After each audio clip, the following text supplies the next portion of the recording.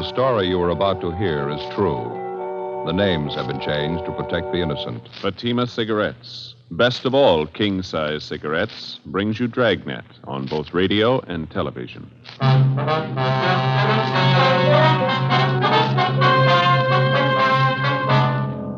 You're a detective sergeant. You're assigned a homicide detail. A 39-year-old housewife disappears suddenly. There's no explanation for it. 5 days later, evidence of possible foul play is uncovered. Your job, investigate. Fatima, America's first largest-selling blended cigarette. Now, best of all king-size cigarettes. Prove it yourself today. Compare Fatima with any other king-size cigarette. 1. Fatima's length filters the smoke 85 millimeters for your protection. 2. Fatima's length cools the smoke for your protection. 3. Fatima's length gives you those extra puffs, 21% longer than standard cigarette size. And in Fatima, you get an extra mild and soothing smoke, plus the added protection of Fatima quality. Definitely the best quality in its class, but the same price as the cigarette you're now smoking. Buy Fatima in the bright, sunny yellow pack. Best of all king-size cigarettes.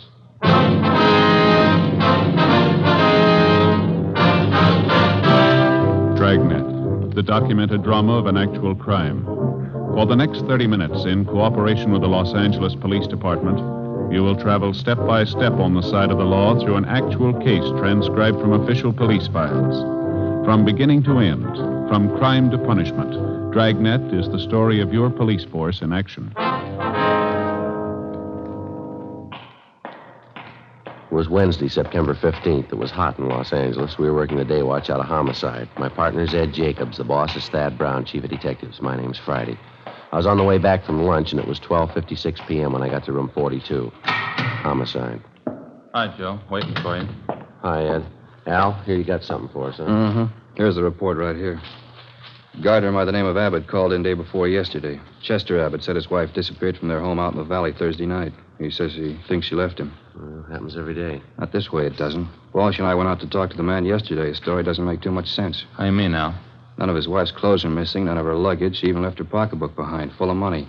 We found out from the neighbors the missing woman has a 17-year-old boy by a former marriage. Does that mean anything? Well, he's an only child. Mother dotes on the kid. She didn't even say goodbye to him. Well, how'd this Chester Abbott impress you? Pretty grouchy with Walsh and me. No cooperation. Wants to find his wife, doesn't he? I don't know. I'm not sure. He's no help, I can tell you that much. Could I see that report, Al? Yeah, here you. Thank you. Florence Trumbull Abbott, age 39. Abbott's her second husband. First one died a little after the boy was born. Mm-hmm. Disappeared Thursday night from the home, 546 Belasco Road, between 7 and 8 o'clock. Well, when did Abbott call in to notify you? Monday afternoon. Told us he thought his wife might have been spending the weekend with her sister. When he found out she wasn't, he called us. Mm-hmm. You meet the boy when you were out there? Yeah, that's another thing. How do you mean? The kid came riding up on a bike when we were talking to one of the neighbors. We tried to talk to him, but the old man came out and hustled the boy into the house. Then he started chewing us out. Well, what's his trouble? Told us it was our job to find his wife, not to go prying into his stepson's affairs. That's a new slant. Well, how about the woman's friends and relatives? They've been checked out yet, Al? Walsh is on it now. Don't think he's had much luck contacting him so far. I'll tell you the truth, I don't like the looks of it. Yeah. Mrs. Abbott have any other relatives here? I mean, besides a sister and 2 aunts? Yeah, I got the list right over here. Sure wish we had a chance to talk to that boy. Notice anything else out of the way about Mr. Abbott, Al? Well, I don't know. Here's that list, Joe. Oh, thank you. Abbott was upset, all right. I don't know, though. He didn't exactly strike me as reacting the way a normal man reacts when his wife's disappeared. Well, how about a copy of this report? You got one to spare? Yeah, sure. Just a minute. Yeah. Missing persons, Barghetti. That's right. This is Barghetti speaking. Who's that? Oh, yeah. Yeah, sure. About what? All right, good. 4 o'clock? Fine. All right, son. Goodbye. Well, that was the boy I was telling you about, Mr. Abbott's stepson. What do you want? He wants to talk to us. Sounded worried. About his mother? He thinks something's happened to her. In police work, missing persons detail is not a department separate in itself. It's organized as a part of homicide division. When the possibility of homicide arises in the course of handling a case, missing persons immediately turns the matter over to homicide officers for investigation. When we got the call from the Abbott boy, we automatically took over. According to Al Barghetti, The boy said he suspected his stepfather and he didn't want him to know of any meeting between him and police officers. At 3:15, Ed and I left the office and drove to the meeting place designated by the boy, the Dairyland Fountain and Coffee Shop near the corner of Fairfax and Hollywood Boulevard. We got there at 3:50 p.m. At 8 minutes past 5, the Abbott boy still had not arrived. We waited another 15 minutes, and then we left and drove out to the valley and pulled up in front of the main gate to the Abbott nursery on Belasco Road. The house itself was set well back on the property, which covered about 5 acres of ground. The entire nursery was surrounded by a 6-foot chain-link fence, and it looked like every available foot of ground inside was planted with some kind of flower or shrub. Mr. Abbott met us at the gate. He had 3 full-grown mastiffs with him. He held them on a chain. Yes, what do you want? Police officers, you Chester Abbott? That's right. What do you want? Well, if you can get those dogs quiet for a few minutes, we'd like to ask you some questions. Pretty busy now. Can't you come back tomorrow? No, it's important, Abbott. We'd like to talk to you now. All right, if you have to. Red, Simon, get down there. You two, Joe. Quiet. I said quiet. All right. Now, what do you want? Mind if we come inside, sir? These watchdogs of mine are pretty vicious. We can talk here at the gate. All right. We've been assigned to look into your wife's disappearance, Abbott. This is my partner, Sergeant Jacobs. My name's Friday. Mm-hmm. Find out anything about my wife yet? Nothing definite, no. Thought maybe you could help us. Mind telling us exactly what happened the night she disappeared? What do you mean, what happened? Well, when did you see her last? When did you first notice she was gone? Well, we had dinner Thursday night about 7 o'clock, then I laid down for a nap. Florence went out on the front porch for some air. I woke up a little before 8 o'clock and went outside to look for her. She was gone. No one saw her leave, Mr. Abbott? Not that I know of. Maybe one of our neighbors. You can ask them. They seem to know everybody's business. How about your stepson? Wasn't he home Thursday night? Bruce? No, he went out to a show with some other kids. When did he get back from the show, you remember? About 10 o'clock, I think. Why? Where's the boy now, Abbott? Who are you looking for, my wife or stepson? Both of them. Where is he? Gone. I took him over to my sister's in Alhambra. He'd been feeling bad since his mother disappeared. Figured the change would do him good. Well, when did you take him over to your sister's? This afternoon. What's that got to do with it? I'd like to talk to him. No, you can't. You won't allow it. The boy's too upset right now, and I can't allow I'm it. afraid you're going to have to allow it, Abbott. Listen, mister. You can get off this property right now if you're going to get fresh with me. No cops giving me any sass. Get down there, honey. Quiet. Nobody's giving you sass. We want to talk to your stepson, that's all. He might be able to give us a lead on the whereabouts of your wife. And I say you can't see the boy. You've been looking for Florence for a week, and you haven't found a thing. I'll get somebody else to look for her. It's my business anyway, nobody else's. It's our business if anything happened to her. What are you talking about? You better get your coat, Abbott. I'd like to talk to you downtown. Come through that gate, and I'll let these dogs go. We'd hate to shoot him, mister. Wait, what are you trying to prove anyhow? What do I have to go downtown for? I'll tell you when we get there. Now get your coat. Chester Abbott turned, made his way up the path and into the house. A few minutes later, he came out, closed the gate behind him, and got into our car. On the way back downtown, he talked pleasantly about the weather, the nursery business, and his dogs. When we got to the office, we found out the reason for his sudden change in temperament. His lawyer was waiting for us at the door. We tried to interrogate Abbott, but the lawyer objected to just about every question we asked. It was hopeless, and we knew it, and so did the lawyer. We released Abbott, but not before we got the name and address of his sister in Alhambra, where the stepson, Bruce, was supposedly staying. After Abbott and his lawyer left, Ed and I signed out of the office and drove to Alhambra to check on the boy. Forget he sure had this one pegged. Real sleeper. Yeah. I'd like to know how the stepson missed that date with us this afternoon. The boy called us from the house. Stepfather could have overheard him. Yeah, it's possible. Sister's house ought to be along this block, shouldn't it? Let's see. 1408. 06, yeah, there it is. Gray Cottage, 1402. Okay, let's pull up here, huh? Right.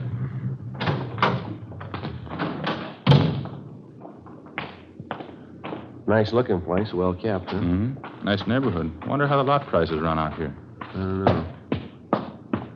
I'll get the bell.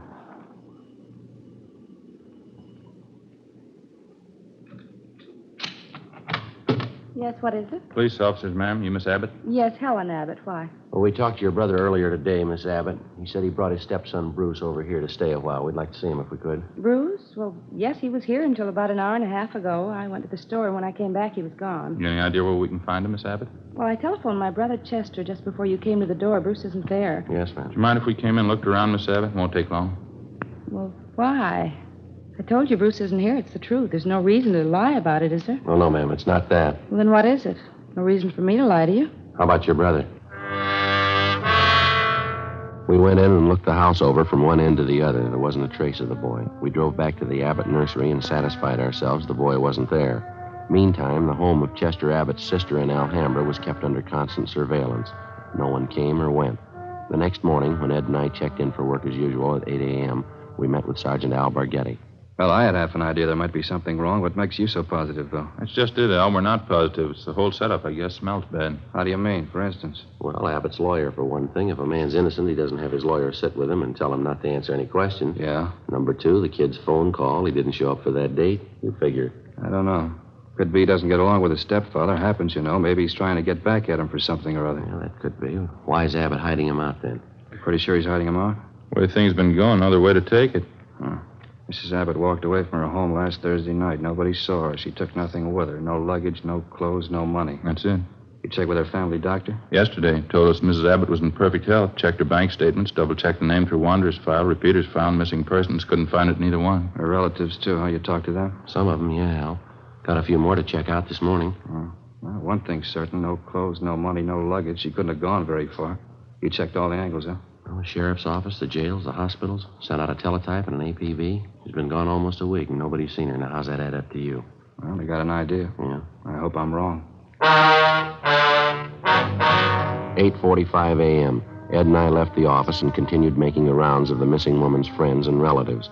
We checked at the Western National Bank, where Mrs. Abbott maintained another account. Her savings statement showed a total balance of $31,564.17. Her checking account had a balance of $842.71.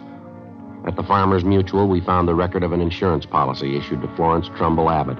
It was a 20-pay life policy covering the insured in the amount of $30,000. The beneficiary was listed as the insured's son, Bruce Trumbull Abbott, if living upon receipt of such due proof.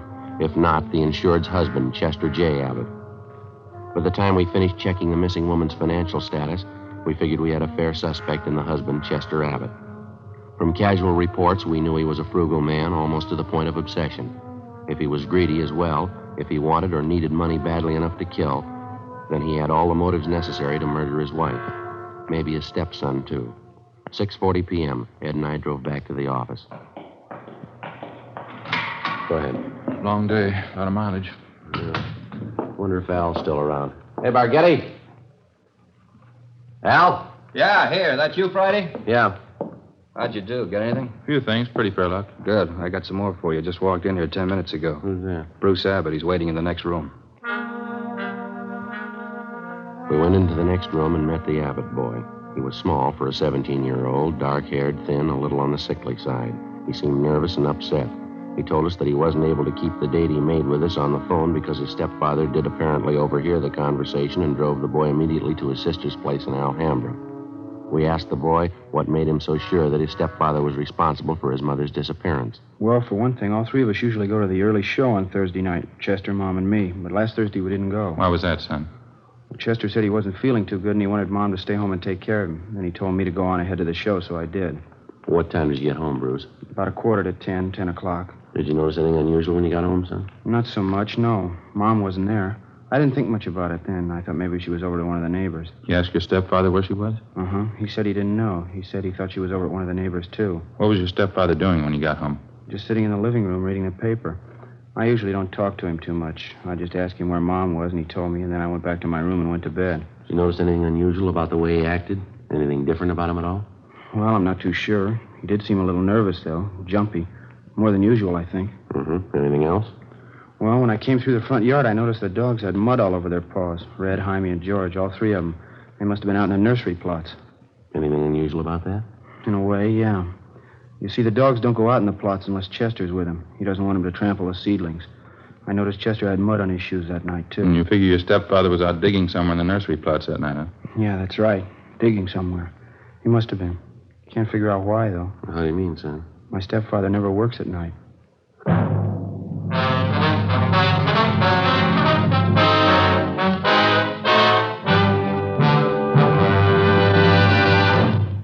You are listening to Dragnet, authentic stories of your police force in action. Compare Fatima with any other king-size cigarette. 1. Fatima's length filters the smoke 85 millimeters for your protection. 2. Fatima's length cools the smoke for your protection. 3.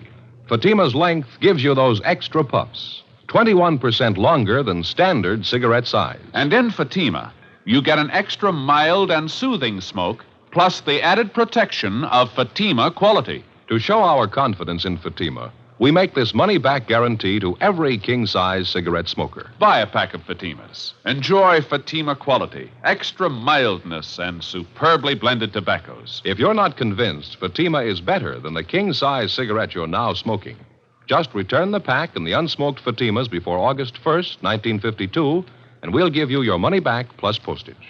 Fatima, Box 37, New York 1. Remember, each king-size Fatima gives you an extra mild and soothing smoke, plus the added protection of Fatima quality. Switch to Fatima today. Best of all, king-size cigarettes.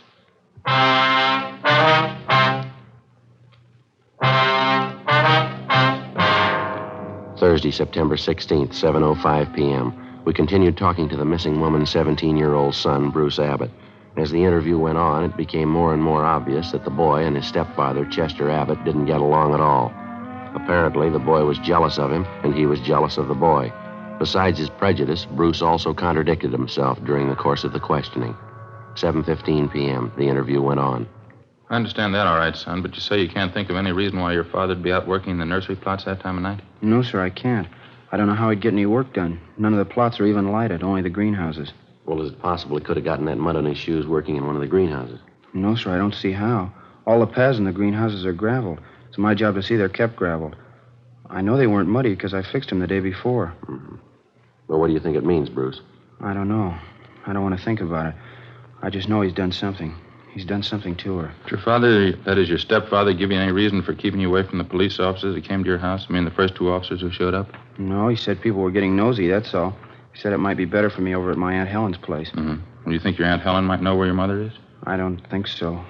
We hardly ever see Aunt Helen. We don't know her well at all. Well, do you know if your mother and stepfather argued very much, son? I mean, big arguments. Sometimes, yeah. Mostly about me. How do you mean? Chester's pretty tight, you know. Doesn't like to spend money at all. He and Mom used to argue about whether I ought to get paid for the work I did around the nursery. Chester didn't want to pay me. That's so? Yeah, when I started working, he promised he'd pay me. I was saving up to buy a 31 Model A. After a couple of weeks, when he didn't pay me, I asked him about it. He told me I ought to be glad to work for him for nothing. And your mother argued with him about that? Sure, she got good and mad, too. She should have gotten mad. It was her money that bought the nursery anyway. Well, how'd you happen to get away from your aunt's place, Bruce? It wasn't too hard. Helen had some shopping to do, and she left me alone. She locked the door to my room. Even the screen over the window was nailed down, but I kicked it out and got away. I stayed at a friend's house last night. You thought much about where you're going to stay tonight, son? Well, I don't know. Sergeant Borghetti, I was talking to him. He asked me if I wanted to go out and have dinner and then stay at his house tonight. I don't know. Sounds like a good idea to me. I don't know. Sure nice of him to ask me. I think it'd be a lot better for you, son. Why don't you check in the next office, see if Borghetti's ready to leave, huh? Yeah. Okay, Sergeant. Thanks. Sure. You betcha. Joe, what do you think? It's hard to say. He might be lying. Before we signed out of the office that night, we met with Captain Lorman and outlined a plan to bring in the husband of the missing woman for questioning alone. We figured it'd serve two purposes: clarify the boy's position in the case and determine one way or another if the stepfather was withholding information about the disappearance of Mrs. Abbott. The big problem was to bring in Chester Abbott for interrogation without the knowledge of his lawyer. As we'd found out more than once, it was impossible to get anything out of Abbott with his lawyer present. We set up a plan to call at the Abbott home early in the morning, get the suspect out of bed, and bring him in before his lawyer could be notified. At 3:30 the following morning, Ed and I met at the office and started for the Abbott place. We brought along a couple of pounds of fresh horse meat to keep the dogs quiet if they raised a fuss. At 10 minutes past 4 a.m., we parked our car a few hundred feet down the road from the Abbott nursery and made our way toward the gate. I reached in and tried the latch. The dog started up. How about it, Joe? Open? No, it's padlocked. We're going to have to climb the fence. Toss some of that meat over to him, will you? Yeah, okay. There. All right, that does it. All right, let's climb the fence. Keep an eye on the hounds. Looks like they could take a leg off. Yeah. Take it easy, Ed. All right. Watch that. Yeah. Here comes that other dog. Get some more of that meat ready. Yeah. There you are, boy. Go get it. Go on. All right, that's fine. Come on, let's hurry. Have a look, Joe. Huh? Windows along the side of the house. Lights just went on. Yeah, come on. All right. Who is it? Who's there? Who is it? I'll set the dogs on you. Police officers, Abbott. Friday and Jacobs. kind of business is this? What are you doing out here this time of night? You're under arrest, Mr. Abbott. What are you talking about? I think you heard me. You're under arrest. What kind of crazy thing is this? You're going to pay for this. I'll have your job. All right, you want to get your coat? You cops are asking for a pack of trouble. You know that. Get your coat. I'd like to know what you think you're doing. Where's my stepson, anyway? What have you done with him? I got a better one for you, mister. Huh? What have you done with your wife? 4:25 a.m. Ed and I drove the suspect, Chester Abbott, back downtown to the office. He was quiet and sullen. We headed down the hall for the squad room. Light still burning in the office. Yeah, probably Bargetti standing by. All right, Abbott, in there. You're going to pay for this. You can take my word on that. Ed, you want to take him in the office here and stay with him? I'll check with Al. Okay. All right, Abbott, inside.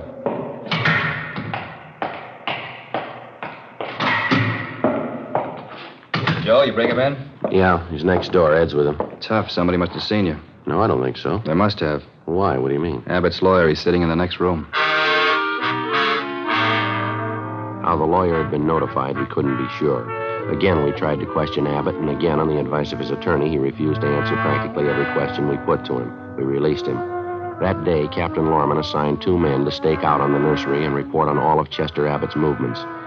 A little after 7 p.m., just after nightfall, we tried again to bring the suspect in for questioning without his lawyer's knowledge. It didn't work. The men assigned to stake out on the Abbott place reported definitely that someone was tipping off the attorney whenever unknown visitors showed up at the nursery and drove off together with Mr. Abbott. There was nothing we could do about it. The following morning, Al Bargetti came up with a lead. Had a long talk with the boy last night. Think he came up with a pretty fair lead. How's that? The old man's responsible. We know there's only one way we'll get a conviction. Yeah? Find the body and enough evidence to tie him in. Yeah, well, where do we start looking? In a new rose bed. It's next to one of the greenhouses in Abbott's nursery. Boy tell you this? Yeah, seems to make sense. We know old man Abbott's crazy about saving $1. We found that out from the neighbors and the relatives. Mm-hmm. On the nursery trade, especially in the limited area Abbott has to work in, you cultivate every foot of ground you have. You plant every foot of soil with something. Well, yeah, Al, what's the point? Well, Abbott's not the type to waste anything. He wouldn't let ground lie fallow when he could plant something that might bring in a few dollars next spring. Mm-hmm. Bruce tells me his stepfather has every inch of the property planted with something. Everything except a 6x8 plot of ground in that rose garden. Well, what did the boy say? The plot been vacant for a long? Well, he says his stepfather got it ready for planting a week and a half ago. It's still vacant. Be worth checking out. How do we do it? We can order up a crew from the crime lab. They can take probings through the plot, all around it. They ought to be able to tell us how deep the ground's been worked over lately. Okay, what do you figure, tonight? I think so, yeah. Maybe 11, 12 o'clock. What about old man Abbott? You think he's going to sit still for it? If the hunch pays off, he's going to sit still a long time. It was 10 minutes past 11 that night when we got to the Abbott nursery. Lee Jones and the crime lab crew, Al Bargetti, Ed, and 2 other men from homicide. The men on stakeout told us Chester Abbott, along with his attorney, had left the house a half hour before in his car, a dark blue coupe. They hadn't returned. Ed brought along another supply of fresh horse meat for the dog, so we didn't have any trouble there. We located the vacant plot of ground in the rose bed next to one of the greenhouses, as Bruce Abbott had described it to Bargetti. The crime lab crew started probing. The ground obviously had been worked over recently, and to some depth. They started digging. Anderson, get that light over here, will you? Thanks. Joe, see anything? No. Let's keep digging. Try it over here, huh?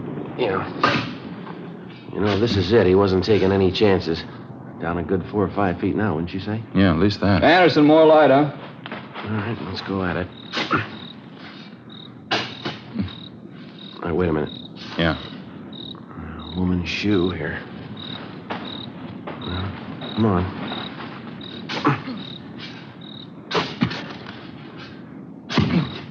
Just a minute. Yeah, that's it. The shoulder there. It's a body.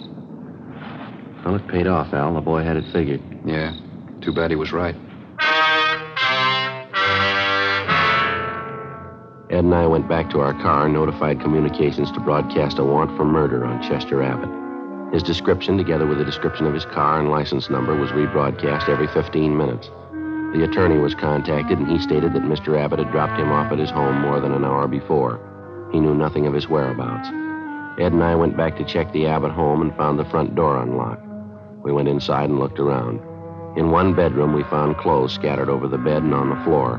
There was only one old suit left in one closet. On the table next to the bed, we found an airline's timetable. We got to the phone and notified communications to alert all special details at railroad stations, bus terminals, and airports, and then to get out an APB. After that, we checked with the airlines. One of them told us a man answering Abbott's description had booked passage to Mexico City that night under the name of Charles Frazier. The plane was scheduled to leave at 1:52 a.m. at the Burbank Airport. We called the detail at the airport and alerted them. Then we drove over to the field to follow through on it. It was 1:32 a.m. when Ed and I took up our positions just inside Gate 3, where passengers were boarding Flight 72 for Mexico City. There was no sign of the suspect either on the plane or in the waiting room. Think he'll show? I don't know. Want your bag over here? Where's Spaghetti? Over there by the cocktail lounge. See him? Oh, yeah. What time you got now? 1:38. Plane's due to take off in another 4 minutes, isn't it? Mm-hmm. Any sign of him, Al? No, nothing. Just made the rounds. Checked with Stevens and Cummings. If he got in, he came in somebody's suitcase. Couldn't have possibly gotten through without one of us seeing it. Well, he hasn't got much more time. Maybe it's a dead end, huh? You don't see how he could have gotten wise, do you? Over there. No, by the ticket counter there. You see him? Yeah, that's him. Come on. Right. All right, just a minute, Abbott. I haven't got time now. I'll miss my plane. If you have anything more to say to me, you can wait till I get back. Afraid not, Abbott. And take it up with my lawyer. I'm in a hurry. We found your wife's body How's that? in the rose bed next to the greenhouse. I don't know what you mean. You must be mistaken. No mistake. Hands behind your back. What's this all about? I haven't done anything. All right, let's go. No, just a minute. You got it wrong. I don't know anything about it. We think you do. Now, come on. Wasn't my fault. I didn't know what I was doing. I plead insanity. She drove me to it. We were arguing about the boy, and she slapped me. I didn't mean to do it. All right, let's go, Abbott. Can you wait just a minute more? What for? My plane. One for Mexico City. Funny, isn't it? What's that? I was so close. Just missed it. Not by more than 1 minute. No, you're wrong about that, Abbott. Just 1 minute, that's all. Now, you missed it before you ever bought your ticket. How do you figure? When you first decided to kill your wife. Come on.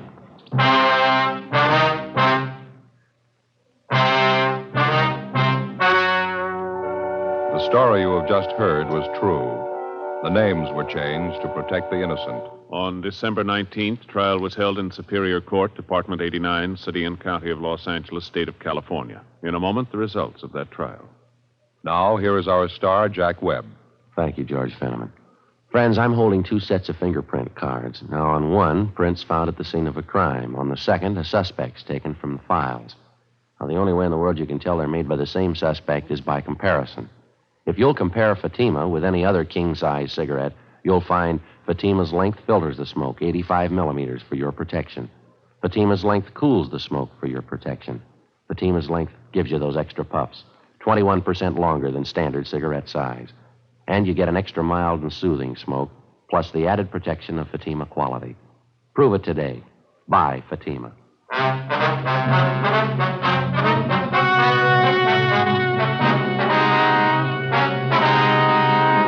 Chester Vernon Abbott was tried and convicted of murder in the first degree.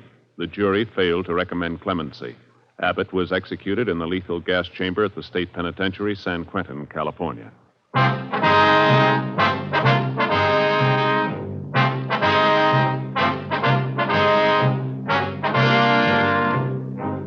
You have just heard Dragnet, a series of authentic cases from official files. Technical advice comes from the Office of Chief of Police W.H. Parker, Los Angeles Police Department. Technical advisors Captain Jack Donahoe, Sergeant Marty Wynn, and Sergeant Vance Brasher. Heard tonight were Barney Phillips and Herb Ellis. Script by Jim Moser. Music by Walter Schumann. Hal Gibney speaking. Fatima Cigarettes, best of all king-size cigarettes, has brought you Dragnet, transcribed from Los Angeles.